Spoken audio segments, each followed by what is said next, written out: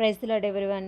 Bible reading in 6 months, day 83, March 24. రెండవ భాగంగా కీర్తనల గ్రంథం 79వ అధ్యాయం నుండి చదువుకుందాం. దేవా, అన్యజనులు నీ స్వాస్యంలోనికి చొరబడి ఉన్నారు. వారు నీ పరిశుద్ధ ఆలయమును అపవిత్రపరిచి ఉన్నారు.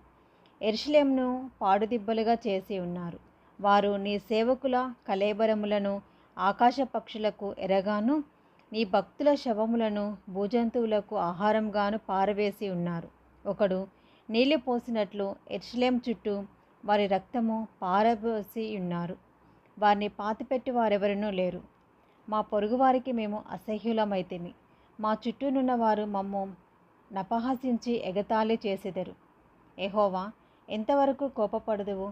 ఎల్లప్పుడూ కోపపడుదువా? నీ రోషము అగ్నివలె ఎల్లప్పుడూ మండునా? నిన్నెరుగని అన్యజనుల మీదను, నీ నామమును బట్టి ప్రార్థన చేయని రాజ్యముల మీదను నీ ఉగ్రతను కుమ్మరించుము.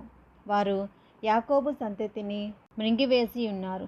వారు నివాసమును పాడు చేసి ఉన్నారు. మేము బహుగా కృంగి ఉన్నాము. మా పూర్వీకుల దోషములు జ్ఞాపకం చేసుకొని నీవు మా మీద కోపముగా ఉండకము. నీ వాత్సల్యము త్వరగా మమ్ము నెదుర్కొననిమ్ము. మా రక్షణకర్తవగు దేవా, నీ నామ ప్రభావమును బట్టి మాకు సహాయము చేయము. నీ నామమును బట్టి మా పాపములను పరిహరించి మమ్మను రక్షింపుము. వారి దేవుడు ఎక్కడా ఉన్నాడని అన్యజనులు పలుకనేలా, వారు చూచుచుండగా ఓర్చబడిన నీ సేవకుల రక్తమును గూర్చిన ప్రతిదండన జరిగినట్లు అన్యజనులకు తెలియబడనేమో. చెరలోనున్న వాని నిట్టూర్పు నీ సన్నిధికి రానిమ్ము. నీ బాహుబలాతిశయమును చూపుము. చావునకు విధింపబడిన వారిని కాపాడుము.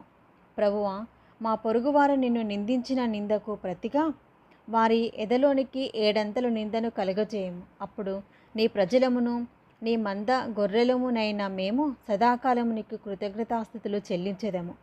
తరతరముల వరకు నీ కీర్తిని ప్రచురపరచెదము. కీర్తనల గ్రంథం 80వ అధ్యాయము. ఇశ్రాయేలునకు కాపరి చెవియొగ్గుము. మందవలే యోసేపును నడిపించువాడా, కెరూబుల మీద ఆసీనుడైన వాడా, ప్రకాశింపుము. ఎఫ్రాయిము, బెన్యామీను, మనష్షే అను వారెదుట నీ పరాక్రమమును మేల్కొల్పి మమ్మను రక్షింపరమ్ము. దేవా, చెరలో నుండి మమ్మను రప్పించుము. మేము రక్షణ నొందినట్లు నీ ముఖకాంతి ప్రకాశింపచేయము. యెహోవా, సైన్యములకు అధిపతియగు దేవా, నీ ప్రజల మనవి నాలకింపక నీవెన్నాళ్ళు నీ కోపము పొగరాది చేసి వచ్చెదవు. కన్నీళ్లు వారికి ఆహారముగా ఇచ్చుచున్నావు. విస్తారమైన కన్నీళ్లు నీవు వారికి పానముగా ఇచ్చుచున్నావు. మా పొరుగు వారికి మమ్ము కలహకారణముగా చేయుచున్నావు. ఇష్టము వచ్చినట్లు మా శత్రువులు మమ్మను అపహాస్యము చేయుచున్నారు.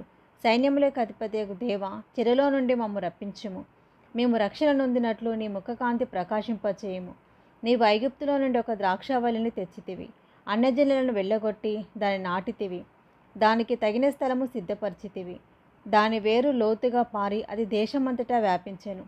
దాని నీడ కొండలను కప్పెను. దాని తీగలు దేవుని దేవదారు వృక్షములను ఆవరించెను. దాని తీగలు సముద్రము వరకు వ్యాపించెను. యూఫ్రటీస్ నది వరకు దాని రెమ్మలు వ్యాపించెను. త్రోవలు నడుచువారందరూ దాన్ని తెంచివేయినట్లు దాని చుట్టూనున్న కంచెలను నీవేళ పాడు చేసితివి. అడవి పంది దాన్ని పెకలించుచున్నది.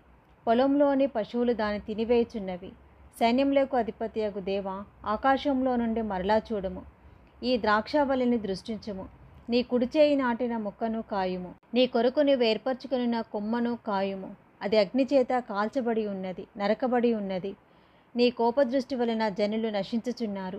నీ కుడిచేతి మనుషునికి తోడుగాను, నీ కొరకే నీవు ఏర్పరచుకున్న నరునికి తోడుగాను నీ బాహుబలం ఉండునుగాక. అప్పుడు మేము నీ యొద్ద నుండి తొలగిపోము. నీవు మమ్మను బ్రతికింపుము. అప్పుడు నీ నామమును బట్టియే మేము మొరపెట్టుదుము. యెహోవా, సైన్యములకు అధిపతియగు దేవా, చెరలో నుండి మమ్ము రప్పించుము. మేము రక్షణ నొందినట్లు నీ ముఖకాంతి ప్రకాశింపచేయుము. కీర్తనల గ్రంథం 81వ అధ్యాయము. మనకు బలమై ఉన్న దేవునికి ఆనందగానము చేయుడి. యాకోబు దేవుని బట్టి ఉత్సాహధ్వని చేయుడి. కీర్తన ఎత్తుడి. గిలిక తప్పెట పట్టుకునుడి. స్వరమండలమును మనోహరమైన సితారను వాయించుడి. అమావాస్య నాడు కొమ్ము ఊదుడి. మనము పండుగ ఆచరించు దినమగు పున్నమ నాడు కొమ్ము ఊదుడి. అది ఇశ్రాయేలుకు కట్టడ, యాకోబు దేవుడు నిర్ణయించిన చట్టము. ఆయన ఐగుప్తు దేశ సంచారము చేసినప్పుడు యోసేపు సంతతికి సాక్ష్యముగా దానిని నియమించెను. అక్కడ నీ నెరుగని భాష వింటిని. వారి భుజము నుండి నేను బరువును దింపగా వారి చేతులు మూతగంపలనెత్తకుండా విడుదల పొందెను.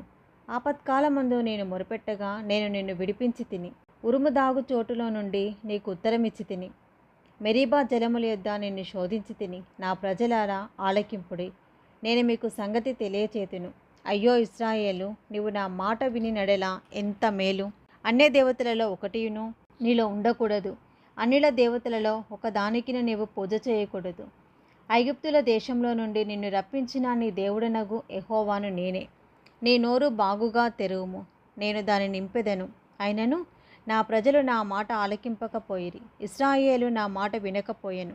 కాబట్టి వారు తమ స్వకీయ ఆలోచనను బట్టి నడుచుకున్నట్లు వారి హృదయ కాఠిన్యమునకు నేను వారిని అప్పగించి తిని. అయ్యో, నా ప్రజలు నా మాట వినినెడల, ఇశ్రాయేలు నా మార్గములను అనుసరించినెడల ఎంత మేలు!